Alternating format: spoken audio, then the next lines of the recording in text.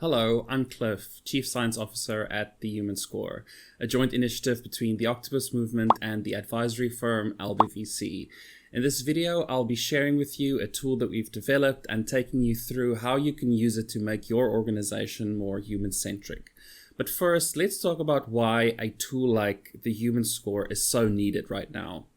Since the Industrial Revolution, technology has been a fundamental part of how we structure work and organizations. So technological disruption in the context of work really isn't anything new, but it feels like every time there's a new kid on the block, like we're seeing with AI at the moment, we lose sight of what really differentiates organizations. It's people. Now, sure, there are already organizations who are trying to replace their people with AI, but this is fundamentally short-sighted and will not be serving them in the long term. And I'm not the only one who says that. Experts are saying that job loss fears are exaggerated and that AI will most likely cause skills disruptions and job transformations rather than job elimination. AI can augment human capabilities to promote what is known as the goods of work, like autonomy, dignity, and meaning. AI-driven tools have the potential to form powerful human AI teams, enhancing productivity without actually replacing workers. Things like emotional intelligence, curiosity, and humility are irreplaceable human capabilities that AI cannot replicate. And even in sectors like telemarketing, where AI is mature, AI performs best when supporting rather than replacing humans. Enter the Human Score, a tool that can help organizations become more human-centric, because human-centricity is actually quite hard to achieve. If organizations want to be future-proof, resilient, and maintain competitive advantage, they have to be willing to make substantial changes to the way they do things. Perks like gym memberships and free lunch are nice, but they don't actually create human centricity. The way that you work, the way you structure jobs, the way teams interact, the way decisions are made, these are the things that make or don't make your organization human-centric. And these are exactly the things that the Human Score can help you with. So let's get into what the Human Score actually is. As a tool, it has two components, a survey and a data dashboard. Using the Human Score means you have access to both of these components and you can use it any way that suits you and fits your organization and industry. You can use the survey as many times as you like, although we do recommend that you don't use it more than once a quarter. There's always a risk of organizations overusing the survey and employees starting to suffer from survey fatigue or just losing buy-in. You want your people to believe in the Human Score and the fact that it can actually help them have a better experience at work. So we recommend using the survey every time there is a significant human centricity intervention, or periodically, like quarterly or annually. Let's have a look at the survey component first. So the survey is pretty straightforward. It's a typical questionnaire. There's nothing really out of the ordinary. The survey starts with the respondent's email address. We don't collect any names or identity numbers or employee numbers, so make sure that when your employees complete the survey, every time that they use the same email address, whether that's their Gmail account or their work email.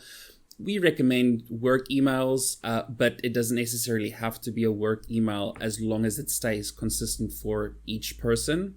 Then also, very importantly, when your employees enter the survey, they have to use your organization-specific code, which will be supplied to you when you sign up to use the Human Score. Then we also collect some demographic information. In a perfect world, everyone would experience organizational life in the same way, but we know from the research that that is not the case.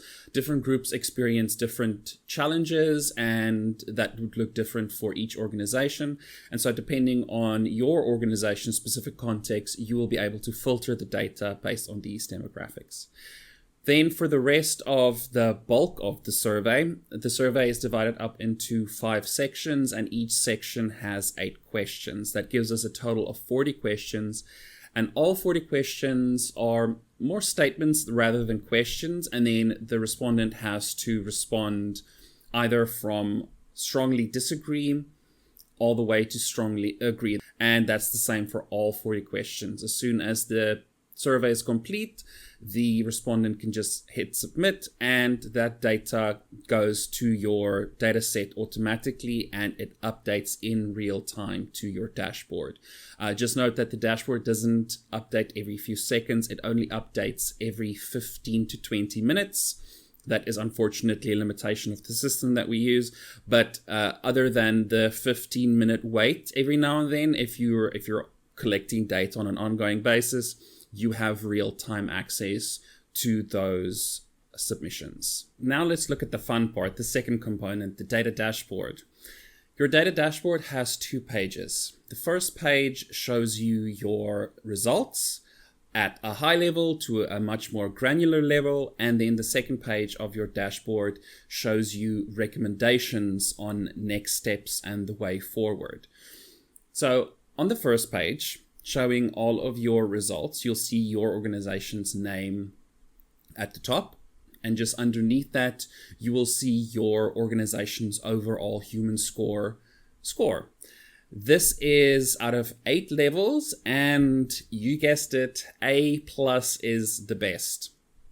That is when your organization is essentially perfectly human-centric.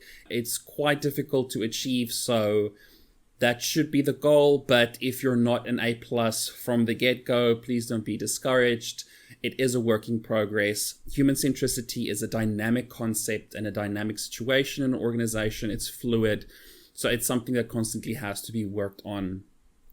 Then next to the high-level score, you can see how many voices are present. So we use the email addresses to determine that. Even though the same people may have completed the survey multiple times, that will not change if the amount of people who completed the survey does not change as well. And we also show how many organizational levels are present. We want a wide as possible distribution of people participating in the human score. We don't want the voices on human centricity on your organization being focused on only certain levels of the organization. We want to hear from as many as possible. Then you'll see here at the bottom left corner, there are some demographics that you also saw in the survey. And this can also be used to filter your results. If you filter any of the demographics, your results will automatically update based on that specific demographic area that you filtered on. And you're also able to filter based on date.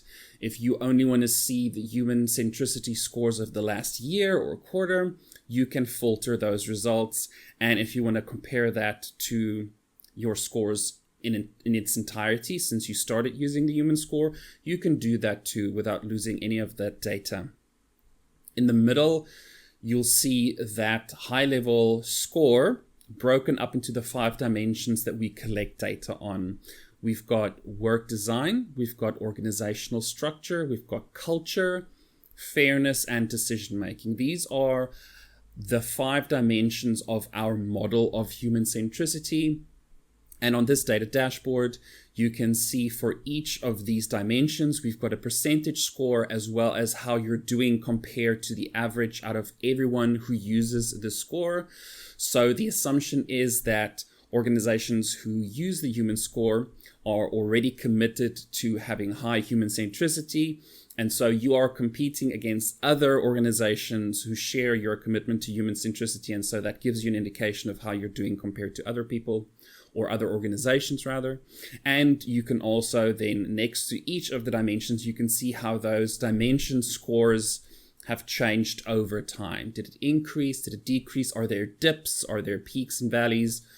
What happened during those times? All of these indicators help you diagnose where there might be issues with human centricity in your organization. Then towards the right, you have an even more granular view of your data. So each of the 5 dimensions are then broken up into the 8 indicators, the 8 metrics that make up that dimension. And you can see a sentiment distribution of those metrics. So you might have a fairly high score, as you can see with work design, but that doesn't necessarily mean that everyone feels that work design is great or is human-centric or promotes human-centricity. There might be some problem areas, and so this level of granularity allows organizations to really have a nuanced view of how the structures in their organization can be promoting or demoting human centricity. Then this level of granularity that we see in the sentiment analysis also helps organizations be practical when approaching human centricity. In an ideal world, we'll be able to spend money and time and other resources on all elements of human centricity, but that's not always possible. In fact, I don't think it's possible at all. So it helps organizations really zone in on the challenges that their organization face specifically. So as I've mentioned, even in areas where you're doing well, there might be problem areas that you might want to look into. And in areas that you're not doing well, it also shows you the specific areas within those dimensions that maybe require more urgent consideration or intervention. So you can really be practical about how you approach your human centricity. And then the second page, as I've mentioned, is all about recommendations. We have a very comprehensive list of recommendations that we offer based on your results. So these aren't generic recommendations that apply to any score or any level or any dimension. These recommendations are based specifically on those individual metrics scores that your organization has achieved.